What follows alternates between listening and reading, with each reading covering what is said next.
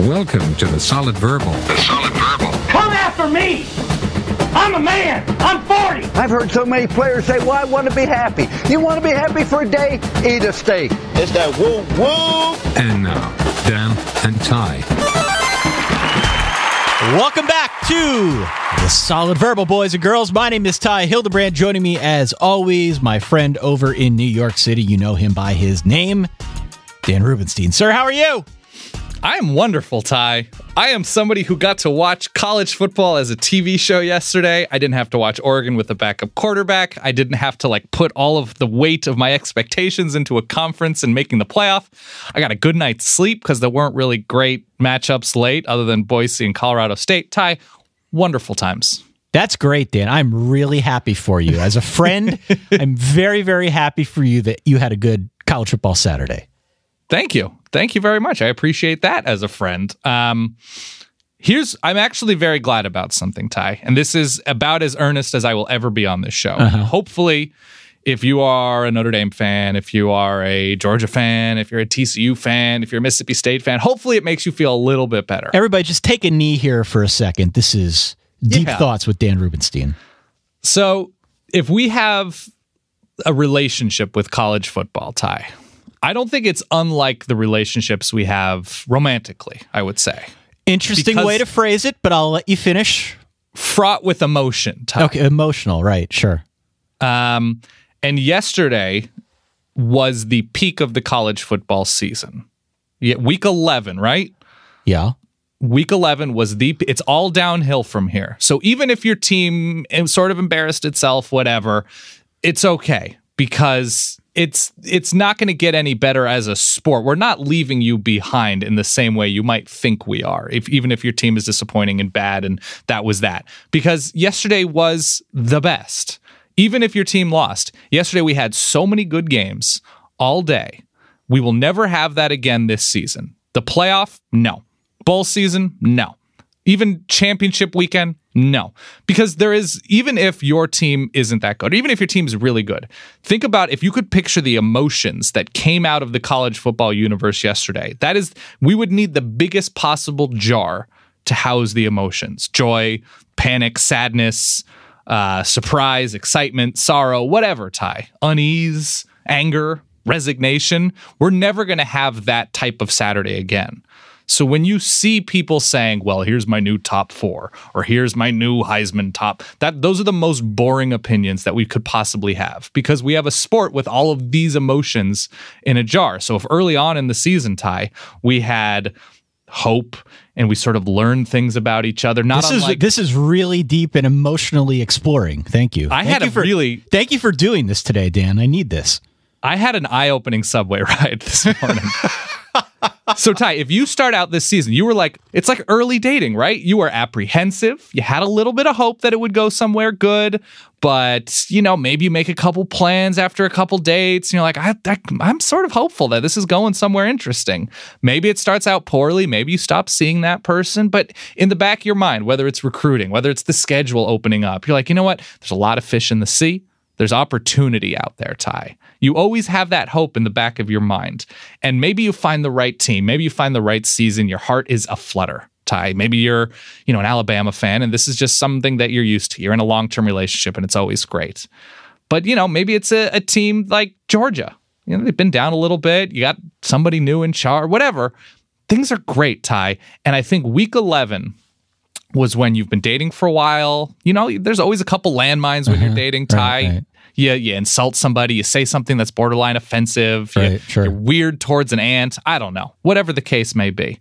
Week 11, Ty, is when you realize you found the one. And that one is always going to be college football, not necessarily your team in that season. But that yesterday was an explosion of emotion, Ty.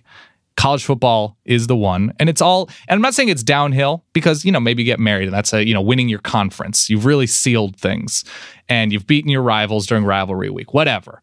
But there is something about realizing into November when there's still, oh, you're an Iowa fan? Maybe we're pretty up. No, okay, we're not, but that's, we learned. And week 11 is that week. So maybe you get married, maybe you have kids, maybe you live a happy life together. Maybe you don't. But week 11 is that moment, Ty, when it's just pure. You really did think about this, didn't you? It's when you say I love you, Ty. People out there that don't know you as well as I know you might think you're making this up as you go along. No. I know you well enough to know that you thought this whole damn thing through. I woke up this morning, I realized that, I looked at week 12, and I was like, ooh, okay, that's planning a wedding. It's, you're getting somewhere good, but it's not ideal. There's a lot of stress, and I'm not interested in this or that or the other thing. But week 11 is when, Ty, it's just right. This reminds me a little bit of that My Strange Addiction episode where the guy had a sexual relationship with his car. Oh, all of the... Have you seen there's a woman that tried to marry a train station? It's a little bit like that. Yeah, forget it. Just, my thing is, forget about rankings, forget about the playoff, forget about the Heisman, forget about, who's going to what bowl or is this conference going to be shut out. That is the most boring way to look at college football. And just bask in the wonder, Ty. Well, we had an interesting week of college football action. With that as the backdrop, week 11 saw 4 of the top 10 teams lose in the form of Georgia, Notre Dame, TCU, and Washington back on Friday. And I'd say with the exception of Alabama, Mississippi State, and most of the Clemson, Florida State game, the big games that we prepared you for on Wednesday were kind of blowouts. They were kind of blowouts. So if you got yourself like I did all jazzed up to watch the night games, the big one between Oklahoma and TCU and Notre Dame, Miami, it wasn't that long of a time commitment. Let's leave it at that. Let's get to your week 11 reverbs where we always start 408 Verbal 1. Got a bunch of phone calls. Our boy Taylor cut them up bright and early for all y'all to hear. Have a listen. Iowa paid Kurt Ferenz $5,303.03 per yard of offense against Wisconsin.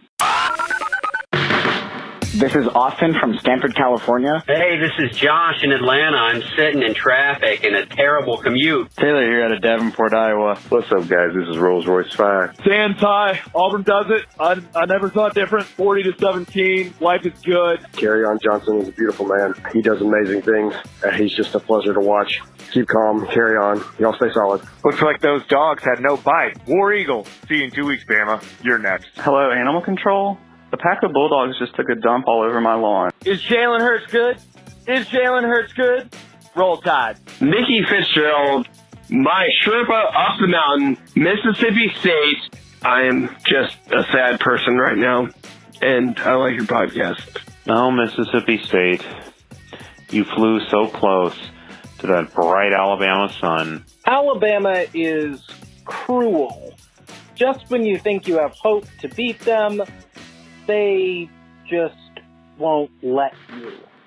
Roll Tide. It's Notre Dame versus Miami with a playoff berth on the line, and I am so psyched. And you get a turnover chain. Hey, everybody gets turnover chain. I'm sitting on my couch. I haven't left my couch all night. And hey, what do you know?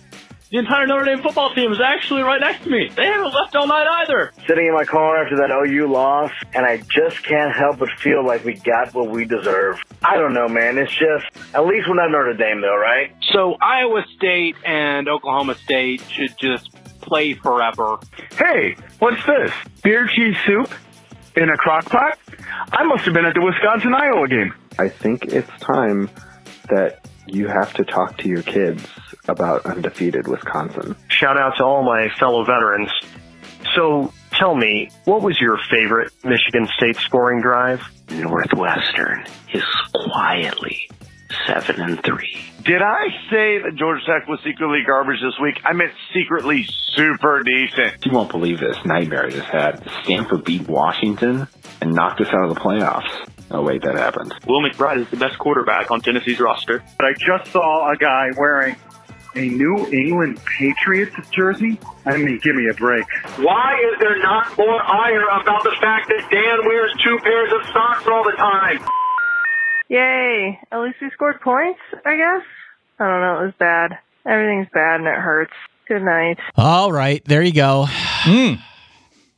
Week 11 reverbs, Dan. What did I tell you, Ty? Emotions. Let's start with Georgia, your number 1 team in college football playoff rankings as of last Tuesday. Auburn wins 40-17 over the Georgia Bulldogs, Dan. What a showing at home by Gus Malzahn.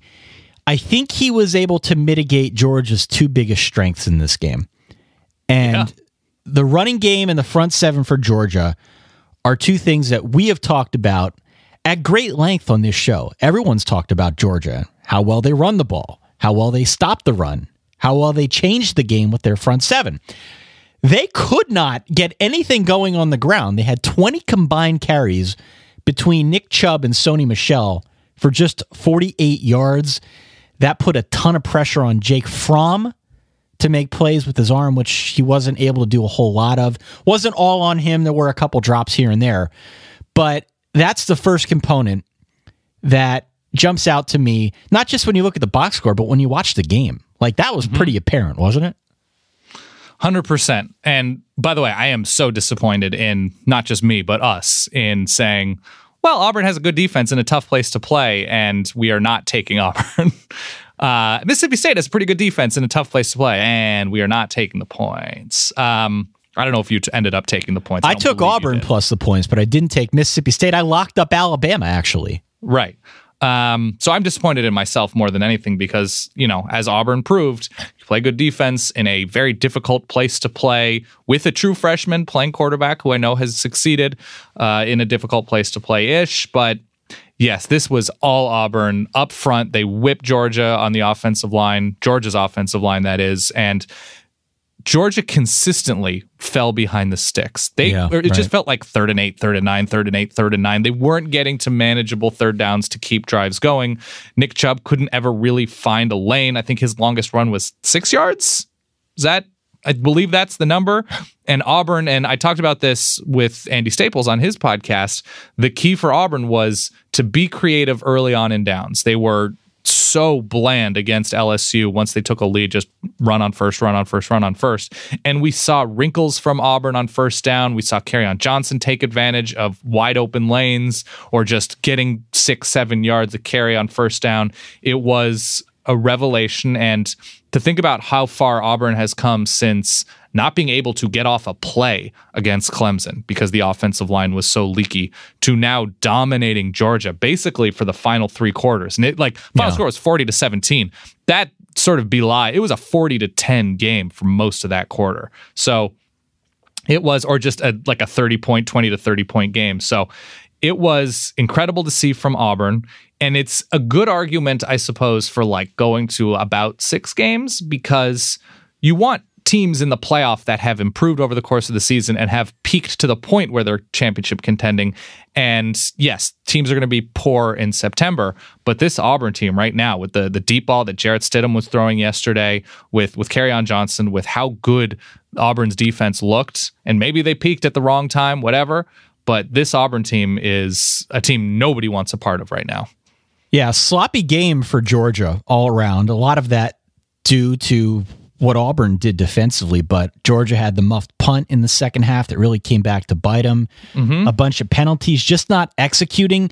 And to that point, Dan, the second thing that jumped out at me is Georgia had no answer for Kerryon Johnson. No. They had no answer for him. He was beating guys to the edge. He's running angry up the middle. And this was about as creative as I've seen Auburn on offense in a while. A lot of misdirection, a lot of Kerryon Johnson, a lot of stuff to stretch you out wide and then come back in tight and run in between the tackles.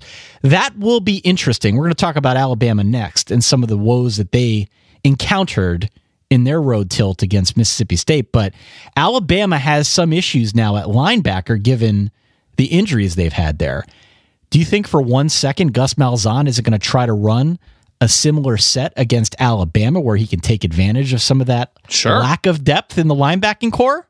Yeah, he's going to do everything he can to stretch the linebackers. The game is at Auburn. Yeah, 100%. You know, the thing that jumped out to me, by the way, and you're rightfully focusing on what the offense was able to do in stressing a very, very good Georgia defense. Here is the number of drives. I have it in front of me right now, and I'm not going to dramatically read this. I'm saving those for other matchups. But how many single-digit yard drives Georgia had in this game after they drive. They have a 70-yard touchdown drive to start the game, but it's 1, 2, 3, 4, 5, 6, 7, 8 of their next 10 drives were single-digit yardage drives, Ty. Okay. Incredible from Auburn. Well, Dan, since you mentioned that you weren't going to break out the music here, I've been working up a little something with the boys in the truck. Oh. Are you familiar with the song Carry On by Fun? I am. I was a big fan of the format, so I know Nate and his career, yeah. If the boys could hit it for me, please.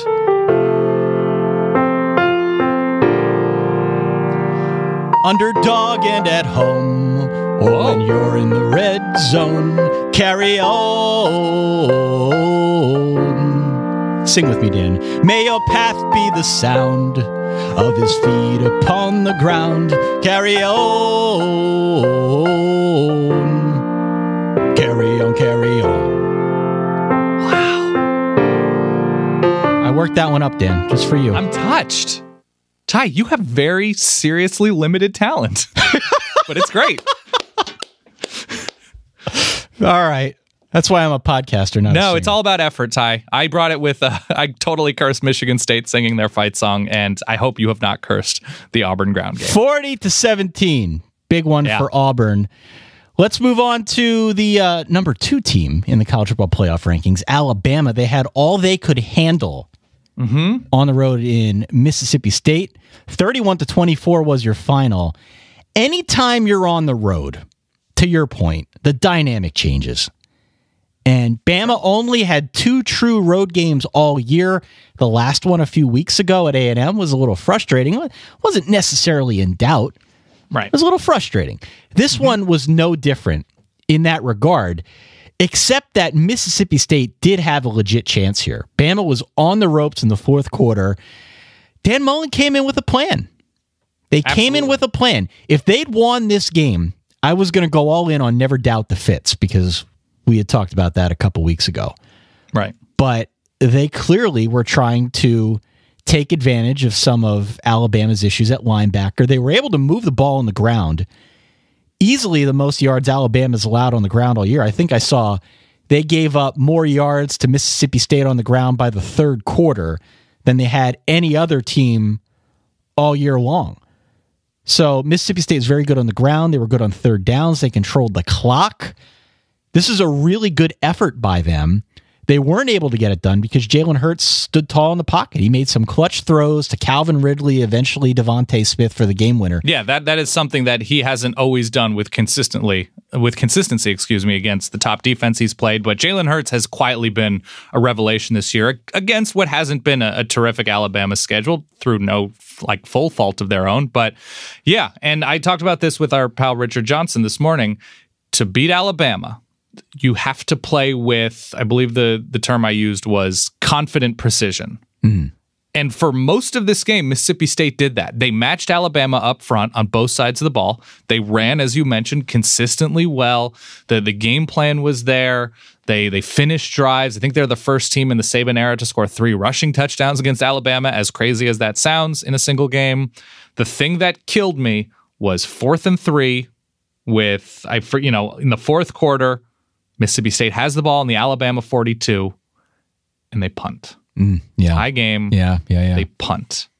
And I don't know if that's a broader symbol using the term punt, but it's tough when you have opportunities to play with confident precision and you punt. And you knew Alabama was going to give you everything you could handle, but Mississippi State, for all of their efforts, that was the moment where I said, man, this is going to be tough to reconcile if it's close at the end of the game. And ultimately, Alabama wins. Mississippi State has 2 opportunities for a Hail Mary at the end, and they throw the second one after the first one. Oh, man, that's penalty. A bummer. Out of the end zone. Just the worst. Confident precision. And Mississippi State's going to come away from this game smarting, thinking about lost opportunities, as they should.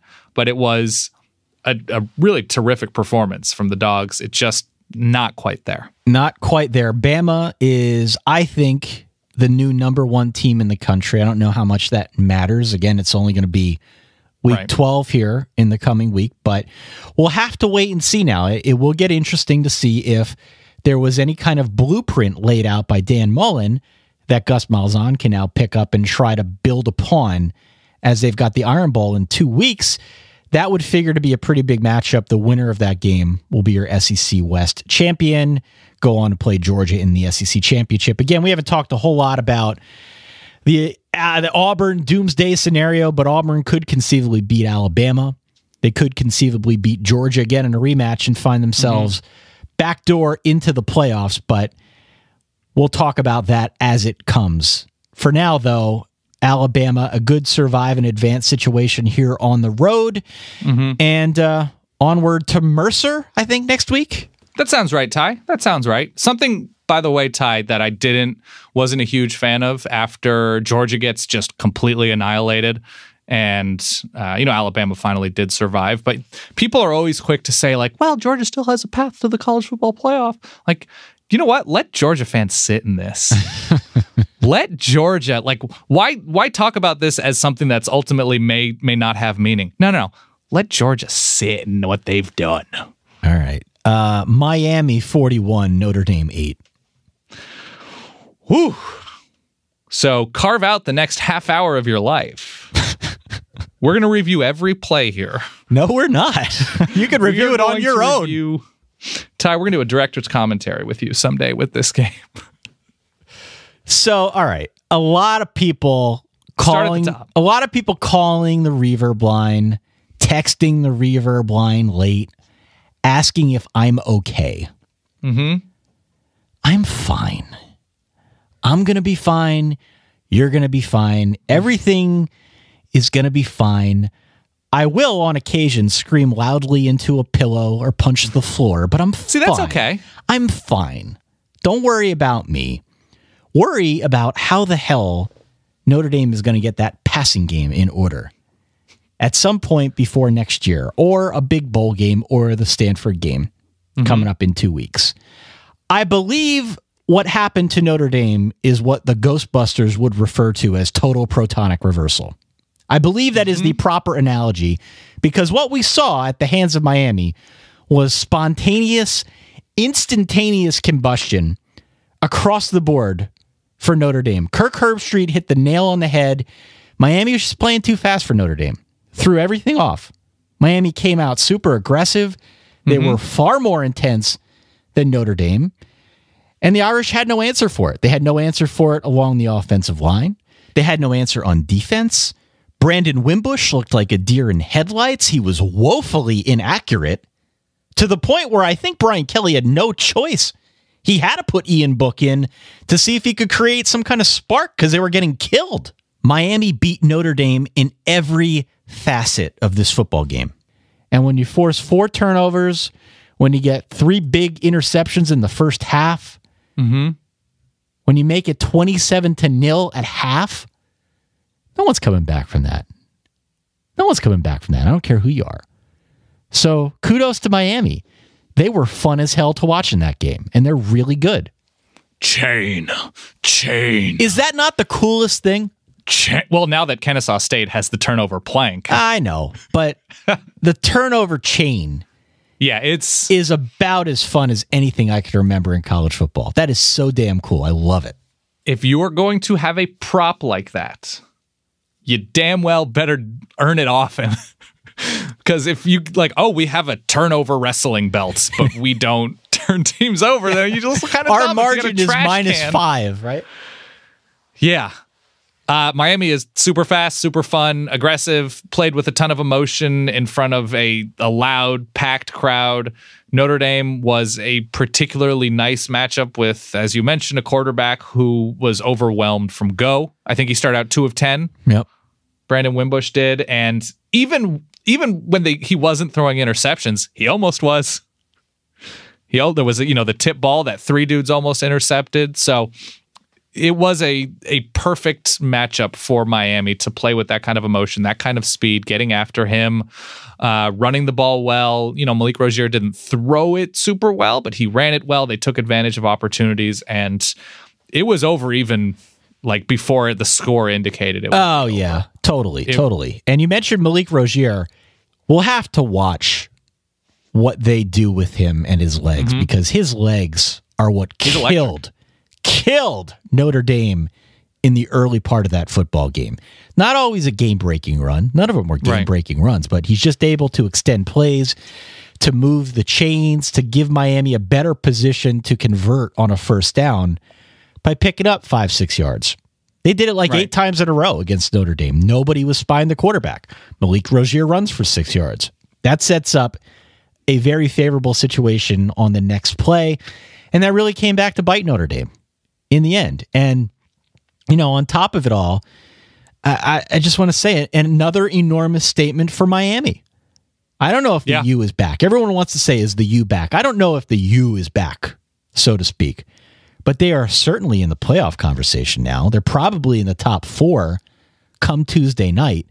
And for as painful as it was to watch as a Notre Dame fan, the way they dismantled Notre Dame, the way it looks like they're having fun out there, that's a fun team to root for.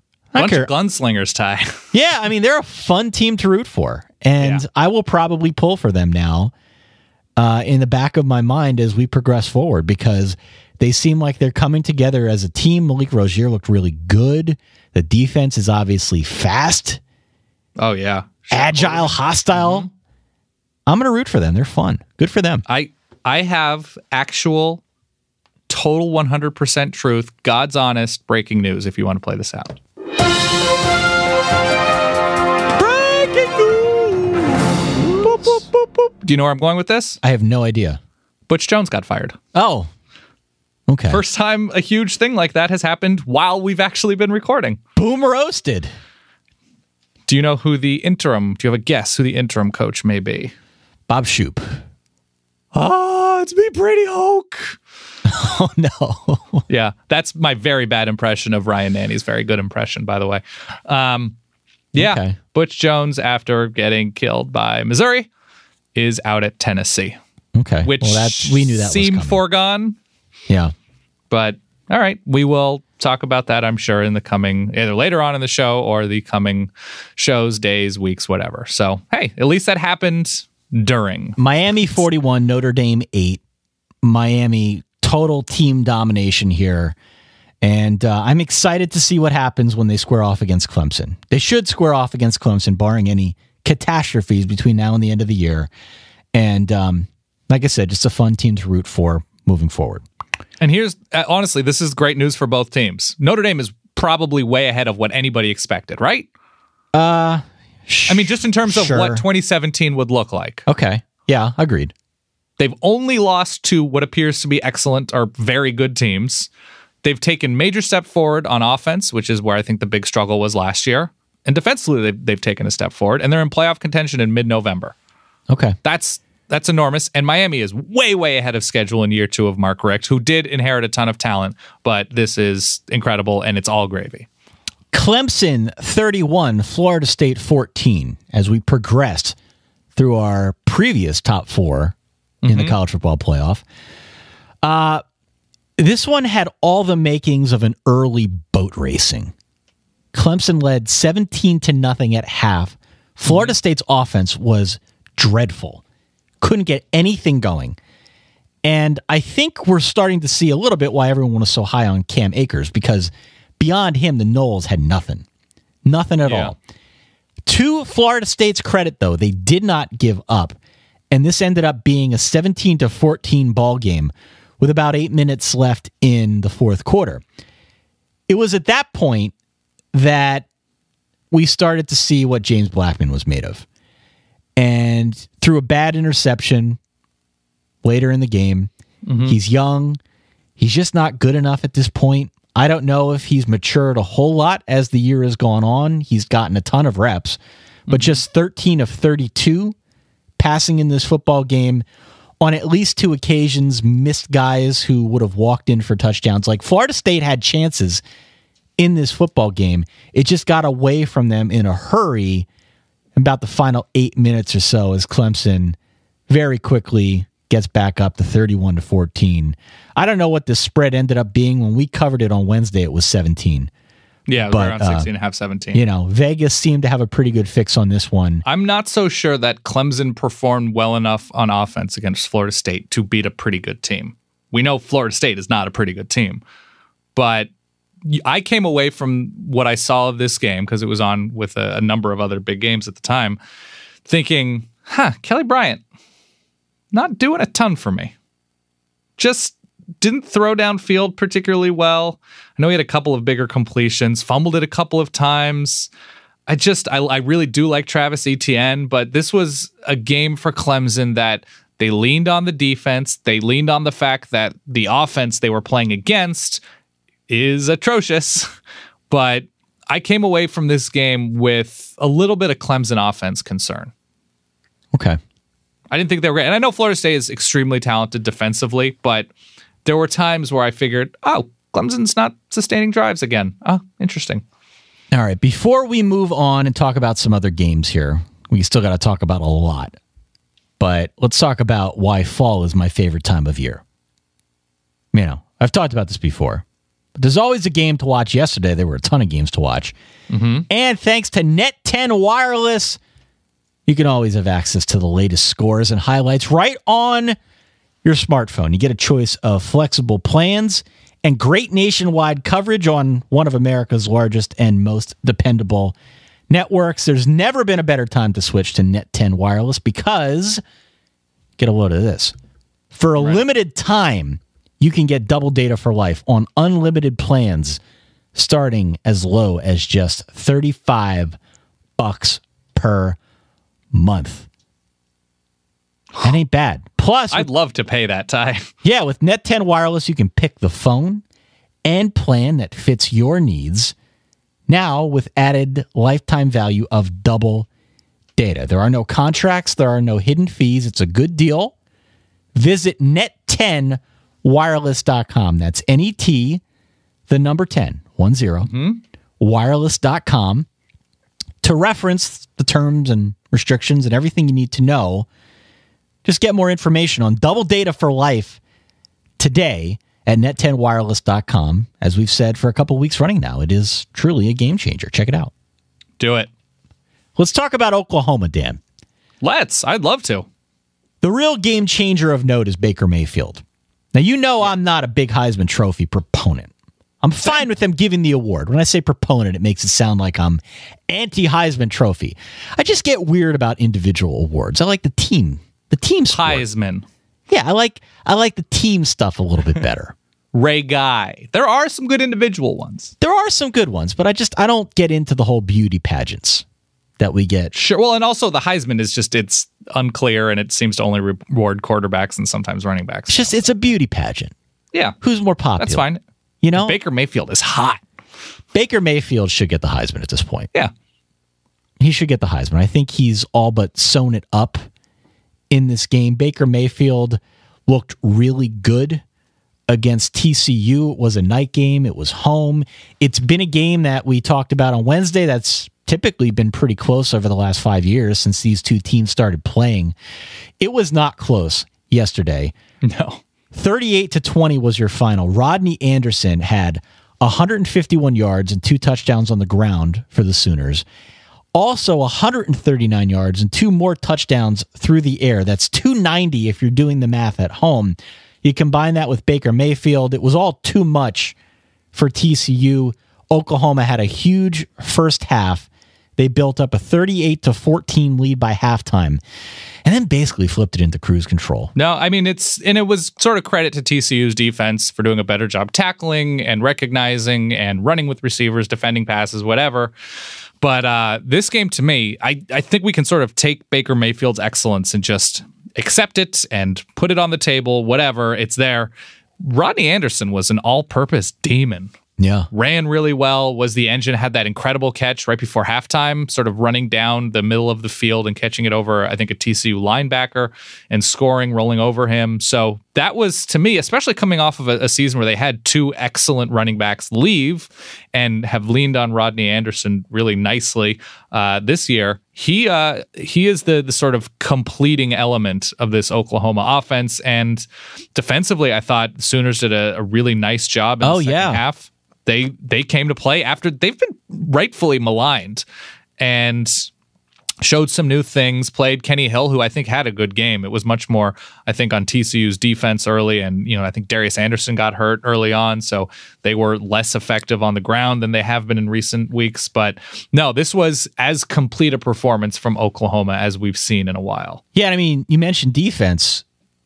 We shouldn't forget to mention that they gave up 52 a week ago to Oklahoma State, albeit a better offense than TCU, I think anyway. But 52, now only 20 against TCU in a really big game. They forced TCU to make mistakes, not so much in the turnover department, but they just took them out of rhythm. They were out of rhythm. You're right. Kenny Hill didn't have a bad game, but the offense just couldn't get anything going. And they were held to just 20 by an Oklahoma defense that I thought wanted to go out there and prove something. On the flip side, the one bright spot for TCU, and we had a question come in about this on Twitter, they did shut out Oklahoma in the second half. Now, the game at that point was pretty much over, let's be honest, but it is the fourth straight game now that TCU has shut out a team in the second half. So clearly they're a good defense. They're good at tightening the belt when they absolutely have to, but it was just, I thought, the Oklahoma defense that was able to really take TCU out of rhythm and make it harder for them to mount any kind of comeback charge in that second half. Yeah, it's and you know what? It seems like it's going to be a rematch in the Big 12 championship game. The paths are pretty clear. Oklahoma has Kansas and West Virginia, two certainly winnable games, and I believe it's Texas Tech and Baylor for TCU. So it appears that the Big 12 adding a championship game, it's not a good year to do that. No. Real bad timing. All right. I think your playoff top four after yesterday is probably some combination of Bama and Clemson, Miami and Oklahoma, some of the teams that we've talked about here. Now, there are others that are still lurking. Georgia is still lurking, depending what happens, and Auburn definitely still lurking. We've talked about that doomsday scenario time and time again. But so are Wisconsin and Ohio State. Sure. Let's move over to the Big Ten for a second. Wisconsin, 38, Iowa, 14. Indeed, Ty, indeed. Iowa was held to 66 total yards here. They were 0 for 13 on third downs. They had just 5 first downs in the entire football game. They scored 0 offensive points. In fact, the only 2 touchdowns they scored were thrown by Alex Hornibrook. 2 catches, 95 yards, and 2 touchdowns for Iowa defensive back Joshua Jackson. Yeah, Hornibrook throws such a catchable ball. Otherwise, Dan. Yeah. Wow. What do you have to say about this football game? The letdown effect is real, Ty. It is so real. Iowa going to a difficult place in Madison and playing a difficult team, to say the least, in Wisconsin, who has been nothing but very good this season, even against lesser opponents. Wow, that Wisconsin defense was something else. It's not a good time if you're an offense and you're held to an age of people you know, like in offensive yardage. If you're held, you said 66 yards? 66, yeah. It's very easy to know a 66-year-old. Yeah, oh yeah. And wow, Iowa couldn't. I mean, Nate Stanley has been a revelation this year. He averages under 2 yards an attempt. Wow, Iowa. Really, like, and it stings a little. I mean, they'll get the win over a ranked team. I don't know if I doubt Iowa's going to be ranked after this week, but you get at least the sense that, like, if you're following Wisconsin from afar, okay, they've finally beaten a decent team. Okay, what did that decent team do against Wisconsin? Literally nothing. Yeah, it was literally bad. Nothing on offense, and they had an extraordinary player on defense who turned 2 interceptions into 14 points. Wisconsin has now clinched the Big Ten West. They're 10-0 for the first time in school history. Mm-hmm. I am extremely curious to see what happens when Michigan comes to town. Michigan won 35-10 over Maryland. That game was never close. They led by 28 at halftime. The X factor that I'm most interested in seeing is Brandon Peters, new quarterback for Michigan. Now, he showed flashes again against Maryland. You can certainly see why he's an exciting prospect. He's probably not going to be able to single-handedly beat any of the teams left on Michigan's schedule. He's not going to go out there and throw for 400 yards against Wisconsin. Very few quarterbacks can single-handedly win. Correct. Yeah, and that's sort of the rub, right? Mm-hmm. If we know anything about Jim Harbaugh, he's fine with that circumstance. But Michigan needs to mount more of a charge, more of a balanced charge on offense against two really good defenses now if they want to affect the state of play in the Big Ten. So they'll get their crack against Wisconsin. Wisconsin's like opening stanza here. It was pretty convincing against Iowa. They looked really good on defense, so Michigan's got their work cut out for them. So here's the point where we start projecting things that it's sort of meaningless to try to project, because the last 2 weeks we've been like, if Notre Dame runs the table and Georgia runs the table and Alabama, whatever. But this to me is the most important question. Wisconsin wins out. So they finish, I believe it's Minnesota and Michigan. Yep. So they go 12-0. They face, presumably, let's say Ohio State in the Big Ten championship, the East champion being Ohio State. So they go 13-0. Seem like, to me, and hopefully to you, a lock for the playoff at that point? Yep, definitely. This occurs. They go 13-0. They make the playoff. Are they able to maintain college football's most important streak? Big Ten teams being shut out in the playoffs. What % chance do you think, with Alex Hornibrook under center, very talented tailback, and Jonathan Taylor tailback, and an outstanding defense, but focusing only on the offense, which had some disappointment yesterday, what % chance, say they play, I don't know, a likely, if they're in the 2-3 games, say, and they play Clemson or they play Oklahoma or whatever, give me a percentage chance that this Wisconsin team can be shut out in a playoff semifinal. 30%.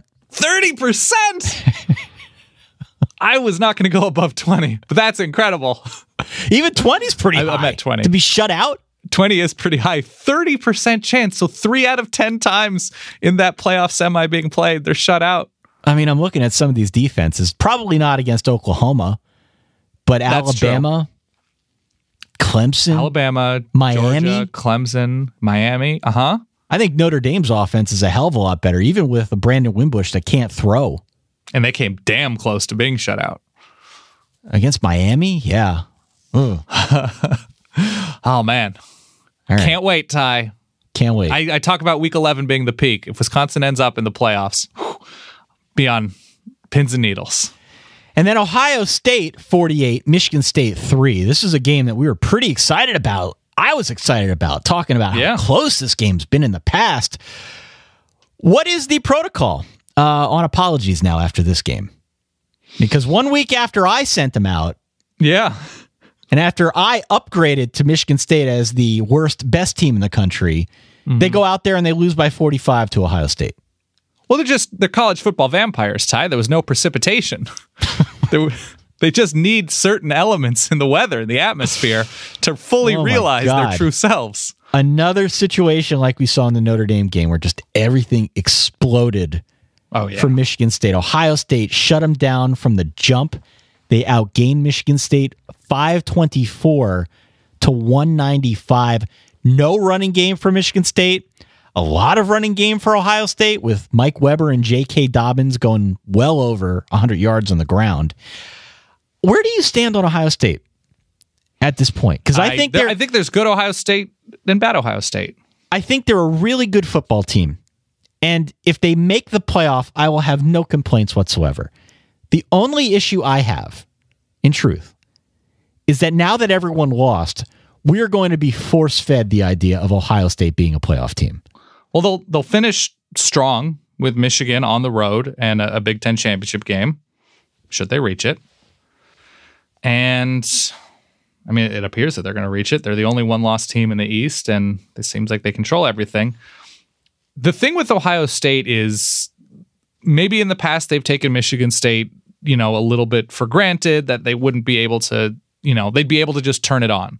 This year they didn't. Maybe they felt that way against Iowa on the road last week. They're just like, oh, it's Iowa. We're more talented. We're faster. We have better coaches. We'll just be able to turn it on. They're not going to lose to Illinois, and they're not going to lose to Michigan because of that feeling.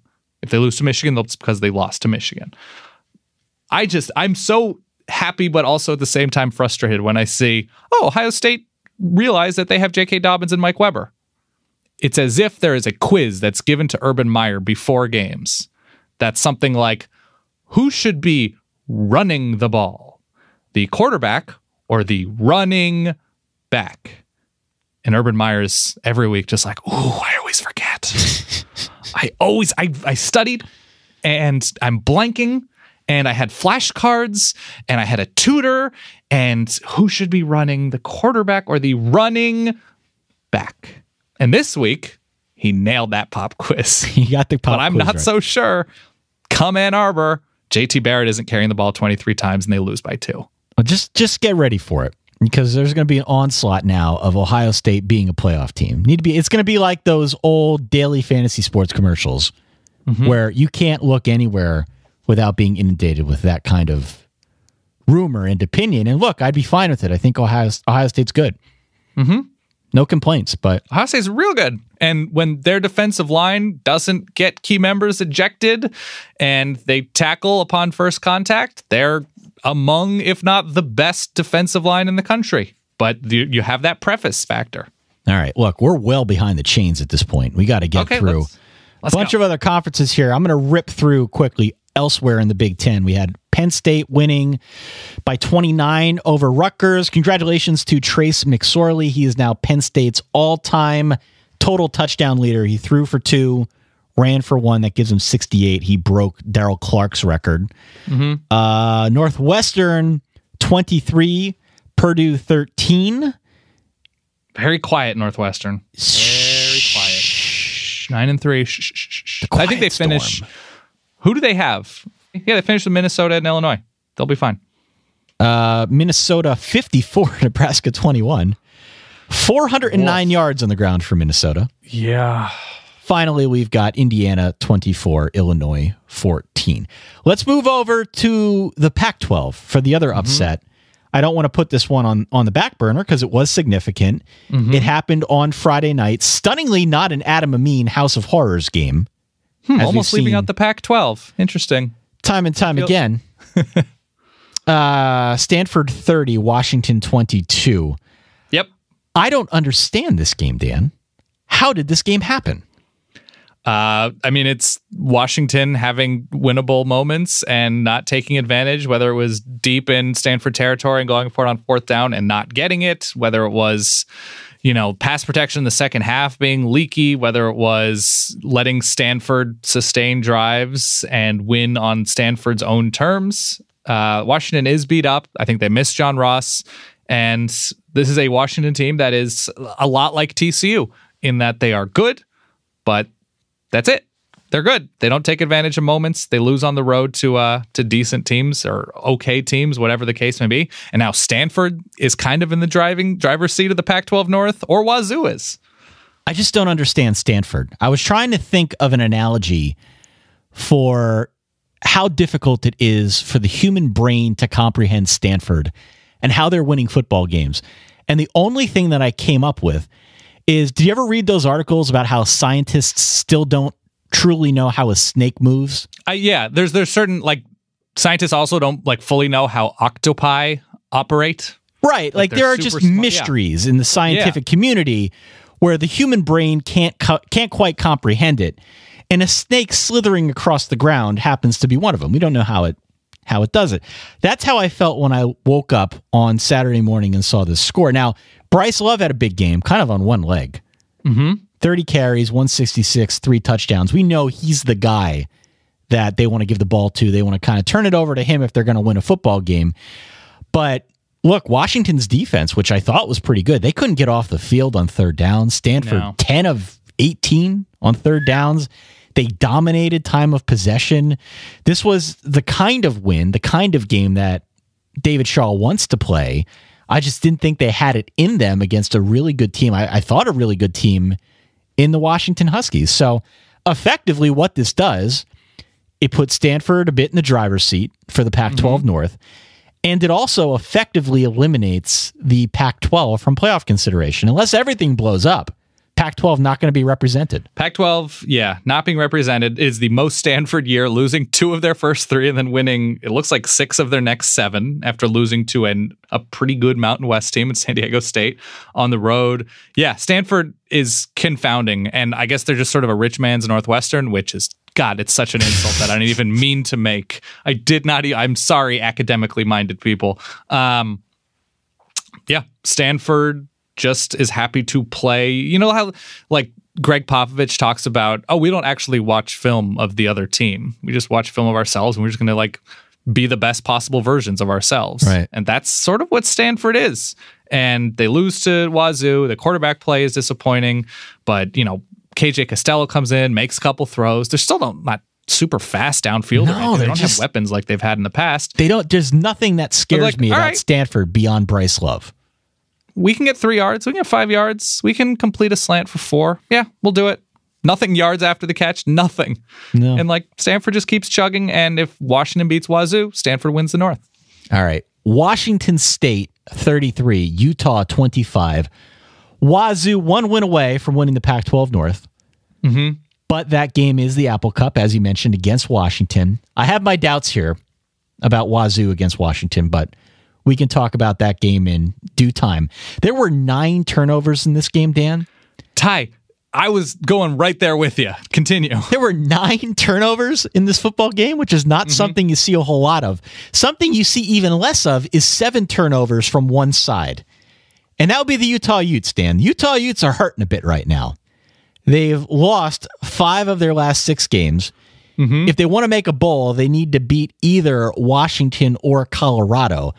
But no matter how many other points I have on my sheet here, I just naturally gravitate back towards 7 turnovers. 7 turnovers? 7 turnovers. That's like a touchdown worth of turnovers, Dan. 7 turnovers and having the opportunity to tie the game with 2 or 3 minutes left. So it's bad all around. But Ty, I believe you have a track for me to represent Utah's drives in the second half. If the boys in the truck could just go ahead and cue this one up. All you, Dan. Interception, punt, touchdown, punt, fumble, touchdown, interception, interception.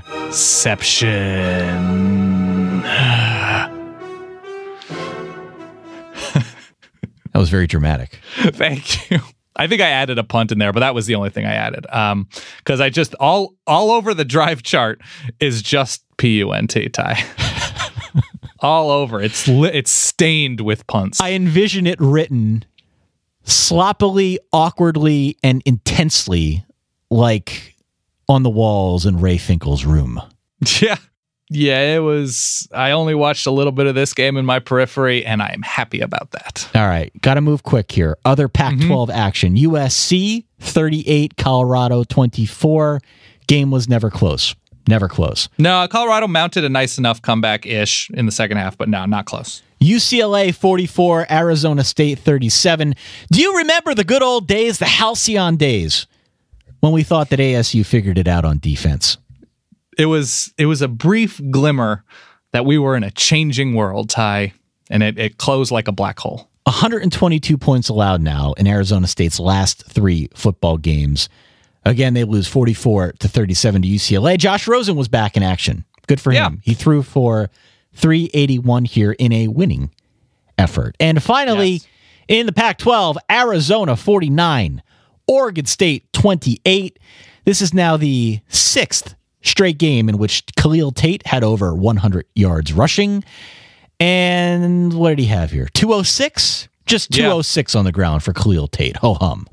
Good enough fight from Oregon State in the second half. They go down 28-0, but they score and outscore Arizona in the second half. Only watched a little bit of this game. Khalil Tate is crazy impressive. And I should mention while we're on the Pac-12, Ty, I didn't have to watch Oregon's offense with the backup quarterback yesterday because they had a bye week. And let me tell you, Ty, feels good, feels right, feels everything tonight. Yeah, moving on to the ACC. NC State 17, Boston College 14. By no means the highest profile win for NC State. But man, they had Notre Dame and Clemson on back-to-back weeks. They lost both of them.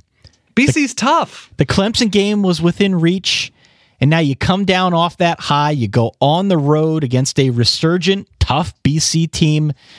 Not a great situation at all. This game was not pretty. It certainly is one that Ryan Finley would like to have back. Mm-hmm. But sometimes good teams just need to grind it out. So it was nice to see them get the win on the road by 3. Naheem Hines back out there. He had a big touchdown run late that gave North Carolina State the win. Another gigantic game, by the way. We can't let this go unmentioned. For A.J. Dillon, the revelation running back for Boston College. 196 on the ground and 1 touchdown. But a good road win for NC State, any way you slice it. Very much. I think it's the first time NC State has had 5 ACC wins in a number of years. Bradley Chubb sets, I believe, a sacks record. So life is good. He danced on the field, did like the sort of break dancey, spinny Homer Simpson type thing. It was great. I still can't get past him spitting on the logo. You have to workshop that. You got to be better. Like the planting the flag is wonderful. I don't know about the spitting. I just don't. All right. Georgia Tech 28, Virginia Tech 22 in the Tech Symposium. Not a great showing for the Virginia Tech offense, to say the least. No, not at all. A serious letdown and continuation, I guess, of what Virginia Tech's offense looked like against Miami, just unable to move the ball on the ground. Georgia Tech was up for a good chunk of this game, and that's how they play their best, when they're unpredictable, and they come back late and, after falling behind and win this game. Really nice win for Tech, as I think they now have a winning record in the ACC. So I'm workshopping a little new thing here on the show. Mm-hmm. It might be too early to take the bubble wrap off it, but 1 week after a big road game against Miami, Virginia Tech's offense looks like poop against Georgia Tech. Georgia Tech doesn't have much of a defense. Right. Virginia Tech should have looked a lot better. Next week, Notre Dame has Navy. Could there be a little bit of storm surge here from the Hurricanes that creeps in, floods you out, makes your offense act like it's running in slow motion, running in water? The Miami malaise. Yeah. Just saying. Interesting. Could be interesting. Yeah, to play. Well, the good news, I think, about Notre Dame's specific experience with Miami is emotionally they were out of it pretty early on. Yeah. Oh, yeah. So it wasn't being pushed around a ton. Miami didn't possess the ball a ton. Like, it wasn't Miami flattening Notre Dame in that traditional sense. But a week after Miami and getting an option team, not who you'd choose probably. And a nice last second win for Navy over SMU. Yeah. Okay. Wake Forest 64. Syracuse 43. Dan, the Wolford wagon keeps turning like the wheel in the sky. It's burning up the road, Ty. 136 yards on the ground, 363 through the air, 6 total touchdowns. John Wolford is legitimately, would you say he's one of the best 7 quarterbacks in the country? It's a down year for quarterbacks. I think he might be. Our friend David Hale had a stat that he was sort of comparable in everything he does through the air and on the ground and not turning the ball over. That, it's like a Dak Prescott, and like there's guys of that ilk. And granted, Wake hasn't necessarily won huge games yet, so it's hard to fully reward his performance, but he's been really good. The Wolford wagon. They beat Louisville. That's significant. Louisville 38, Virginia 21. Virginia on the road against Miami next week. While we're on the topic of Miami, could be a little bit of a letdown effect. There's letdown potential, but at this point, I think Miami's going to be pretty zeroed in. Army 21, Duke 16. I mentioned this only to say that Army's 8-2. Who do they finish with? Improved and good story, North Texas, and of course Navy. North Carolina also wins. Just their second game of the year, 34-31 over the Pitt Panthers. Woof. Pitt, man. Woof. Very quickly, Dan. Are you hiring? Always looking for great candidates, Ty. You know that. Where do you post your job if you're looking for the best candidates? The usual places, Ty, and I never know what people are checking No. They're the best possible recruits. I'm assuming since you don't hire that much, you probably do it manually. You go to all the job sites, you post it one by one, then you got to go in and check each one individually, right? That's how I do it. Mm-hmm. ZipRecruiter is out there in the world, and it allows you to post your job to over 100 of the web's leading job boards with one click. Wow. We've been doing it wrong the whole time. What they do at ZipRecruiter is put their smart matching technology to work. And what that does is it actively notifies qualified candidates about your job. Within minutes of posting your job, people get these notifications, which means that you're going to get the best possible matches. That's why ZipRecruiter is different. Unlike the other places, ZipRecruiter doesn't depend on the right candidates finding you. It's proactive. It goes out and it finds them. 80% of employers who post to ZipRecruiter get quality candidates through the site in just one day. ZipRecruiter. It is absolutely the smartest way to hire. Find out today why ZipRecruiter has been used by businesses of all shapes and sizes. They find the most qualified job candidates with immediate results. Right now, our listeners can post to ZipRecruiter for free. All you got to do is go to ZipRecruiter.com/solid. SOLID. ZipRecruiter.com/solid. Give it a try for free. ZipRecruiter.com/solid. That's how you found our hardworking boys in the truck. That's right, exactly. All right. Finally, in the Big 12, I didn't mean to push this game off till the very end, but Oklahoma State 49, Iowa State 42. This is a fun game. Any way you slice it, a fun game. It was madness. The line was at Oklahoma State -7 when we gave our predictions on Wednesday. And, I think we both kind of nailed it to the extent that there would be a lot of points here, that there would be some shootout potential. So a ton of points, a ton of yards, a big game for the Duke of Hazzard, Alan Lazard. Enormous game for Alan Lazard. Enormous game for Marcel Aitman. And Mason Rudolph, when Mason Rudolph is throwing confidently, there may not be a better quarterback in terms of placement. Oh, yeah. What he did later on in the game, the throw to Aitman, over two guys, whatever, was incredible. Justice Hill, another very good game. David Montgomery made huge plays in enormous moments. And Iowa State was in this game in position to win or tie this game late with their fourth string quarterback, whose name, and if you did not see this, I swear to you on Al Pastor, his name is Zeb Noland. Zeb Noland. What is Zeb short for anything? I was trying to rack my brain. Zebediah, right? I was trying to figure out what is it short for. Kyle Kempt gets hurt, and Zeb Noland comes in and isn't just okay, isn't just serviceable. He's good. He was really good. He moves the ball consistently. He throws a bad pick, but was good. Zeb Noland. It was the game-clinching pick, which was a little dubious, but I couldn't argue against it. 49-42. A good road win for Oklahoma State. Another competitive match for Iowa State. They've proven time and time again they might not be the best team out there, but they're going to fight you for 60 minutes. Mm-hmm. And they did in this one. They're doing it with all available personnel, all hands on deck this year for Matt Campbell, and what a job he's done. Stop prefacing, Ty. Iowa State is just good.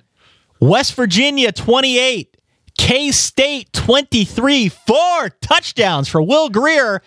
And get this, 2 more for our boy David Sills. Hell yeah. He now has 18 on the year. That's 7 more than the next closest in all of Football Bowl subdivision. Did you know there are only 28 guys in the history of college football who have had 18 receiving touchdowns in one season? Not too shabby, Ty. He's not going to be able to break the all-time record. He's not going to get anywhere close to it. He would need to have an incredible 3-game stretch. Started his career at a different position. But to be at 18, he'll probably finish with over 20. He's going to surpass some legends in college football on his way up to, however many he finishes with. So, 28, 23, a good win here for West Virginia. They were a dog in this game. Most of the action came in the first half. If you missed the second half, you didn't miss much because pretty much all the scoring came in the first 2 quarters. Really thought we were going to get a shootout. It was, 28-20 at the half. Yeah. Thought we were going to get a bunch more points because both of these teams coming into this game had given up a ton of huge plays. And West Virginia, for the, 4th straight second half quarter, scored 0 points. Shutout last week against Iowa State in the second half. Shutout this week on the road at Kansas State. They still managed to hold on to this game. And Ty, if you would load my dramatic track up once more for all of the drives in the second half of just disgust. Touchdown, punt, fumble, touchdown, punt, punt, punt, punt, punt. End of game for West Virginia, Kansas State. Punt, missed field goal, interception, punt. Real gross, Ty. You're good. Okay. Yeah. Killing my throat. And finally, Texas 42, Kansas 27. Texas Tech 38, B team from Waco 24. We had a B team from Waco fan request that we not talk about the B team from Waco this week. Oh, okay. And I'm happy I will to say honor something. That. Can I say something kind about either of those games that you just mentioned? Please. According to the Danalytics, Ty, Texas now leads the Big 12 in points allowed per drive. The offense is still pretty terrible, but Texas defense, real good. All right. And finally, to close it out in the SEC, South Carolina 28, Florida 20. Florida has now lost 5 in a row. South Carolina had 4 turnovers and still won this football game. It's the beauty of playing Florida. It is. LSU 33, Arkansas 10. It's the battle for the Golden Boot. It was tied at half. LSU outscored Arkansas 26-3 in the second half. Big game here for Darius Geis. As you know, a rough year for Brett Bielema in Arkansas. We'll see which direction that goes. Does have a pretty big buyout, but does not seem as if things are improving down there in Fayetteville. A nice, efficient day for LSU. I'm sure there's a couple plays they want back. Just felt, a little stale at times, but Darius Geis did Darius Geis things. Danny Etling was quite efficient. Nice win for LSU as I think they finish with A&M and Tennessee, who is without the coach that started out the season with them. As we broke here on the recording of the podcast, Missouri 50, Tennessee 17. Butch Jones has subsequently been fired. Tennessee winless in the SEC. They gave up 433 yards on the ground to the Missouri Tigers. Drew Lock, for his part, threw 4 more touchdown passes. He leads football ball subdivision with 31. So Mizzou starts out the season losing 5 of 6, right? That is correct, yes. All of their FBS games in that period. It was Missouri State to start the season. They could now finish the season winning 6 straight. It would be a surprise if they don't. Good for Mizzou for not folding. It was sort of tough times early, especially defensively. They fired their defensive coordinator. I think it was after the Purdue game or the South Carolina, whatever it was. And I think it was after the South Carolina game early on. But they are going to finish out winning, it looks like, 6 in a row and go to a bowl game. Hell yeah, Mizzou. You flipped it. I like it. Kentucky 44, Vandy 21, Ole Miss 50, Louisiana 22, and finally Texas A&M 55, New Mexico 14. Big game for Nick Starkel, over 400 yards and 4 touchdowns here as A&M gets bowl eligible. Yep, they end with Ole Miss, which is certainly winnable, and they go to LSU, which I think will be pretty fun. The only other game here I have of note, UCF 49, UConn 24. Yeah. UCF, man. Yeah, not bad. They're strong. They're super strong. I hope they win out because it's a good story when a second-year coach just completely is excellent for a team. Were there any other games that stood out to you? I saw the Fight and Frank Solich's at Ohio keep winning and are in control of the MAC. Anything else, Ty? No. For those of you out there who are listening, please do go on out to our website, our Facebook page, our Twitter account. We've posted, we'll continue to post that we are, again, selling our Solid Verbal Fall t-shirts through our friends over at Cotton Bureau. reddit.com. We can post a link. These are only available for a limited time. I think the last day you can buy is November 21st. So get your shirts 2 days before Thanksgiving and make sure that you are equipped for bowl season. If you're out there watching the games, if you're at a sports bar, rep the Solid Verbal, wearing our comfortable cotton t-shirts. I've got one on right now. Actually, I guess it's more than just cotton, right? There's like 3 things going on in the shirts. Yeah. It's a poly cotton blend at Cotton Bureau. If you got the original one, it is a tri-blend with, I believe, rayon. Should also mention Fresno State is quietly with Jeff Tedford, now 5-1 in the Mountain West. Wyoming keeps winning. Boise State won in overtime, 59-52, in a bit of a shootout tie. And guess what? We've got some dudes. All right, who do we got? Lay it on me.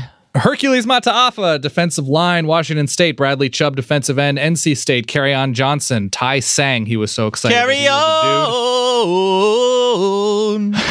David Montgomery, running back, Iowa State. Rodney Anderson, do everything, Oklahoma. Travis Homer for Miami. The turnover chain for Miami is, in fact, a dude. Josh Jackson, for Iowa. Corner, Aris Williams, running back for Mississippi State, had a nice day. Khalil Tate goes over 200 as a quarterback for Arizona. Ish Witter, really nice day. For Mizzou, A.J. Brown for Ole Miss is the great wide receiver that is not playing in any sort of meaningful game, unfortunately. Jordan Lastly for UCLA. Marcel Aitman, another enormous day for Oklahoma State. Marcus Jones for Troy. 2 kickoffs, return for a touchdown in the same damn quarter. Demery Croft for Minnesota. Calvin Ridley, Alabama receiver. John Wolford, the Wolford wagon keeps moving. And finally, glad you reminded me, A.J. Dillon, Boston College. Enormous. All right, there you have it. An active week of college football here in Week 11. Week 12, not so much. Week 12 coming down a little bit from the high. What a window, though, Ty. A big window to go out there and enjoy life. But we'll talk about it all nonetheless on our Wednesday Week 12 preview show. Don't forget to tell your friends to like, to rate, to review the Solid Verbal College Football Podcast. All of that stuff really helps us get the word out about what we're doing and bring more people into the Verballerhood. You can also check out the subreddit created by Verballers for Verballers at reddit.com/r/solidverbal. We're going to continue doing what we do here. We are going to continue planning that live show that we're working up in Atlanta the weekend right before the College Football National Championship. So stay tuned if you're going to be in town. We don't know what fan bases are going to be in town yet, but we know there are going to be a lot of Atlanta folks that are in the area, might be interested. Sure. So we'll have all that information forthcoming in the coming days and weeks. But in the meantime, we appreciate, as always, your listenership, your support, your passion for college football. For that guy over there, my good friend Dan Rubenstein, for myself over here in Eastern PA, Ty Hildenbrand. Thank you again for listening. We'll catch you all on Wednesday. In the meantime, stay solid. Peace.